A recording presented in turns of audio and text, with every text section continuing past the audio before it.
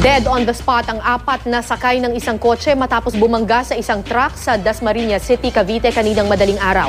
Hawak na ng pulis ang driver ng truck. May news to go si Victoria Tulad. Victoria? Kara, apat na lalaki nga ang patay matapos bumangga ang sinasakyan nilang kotse sa isang trailer truck mag-aalas 3 ng madaling araw kanina.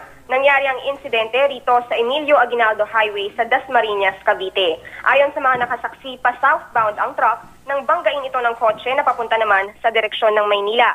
Nakaladkad pa ng truck ang kotse sa sidewalk. Sa lakas ng pagkakabangga, akala raw ng mga taga rito may sumabog na transformer. Wasak na wasak ang kotse kaya't walang nakaligtas sa mga sakay nito. Inaalam pa natin sa ngayon ang pagkakakilanlan ng mga namatay.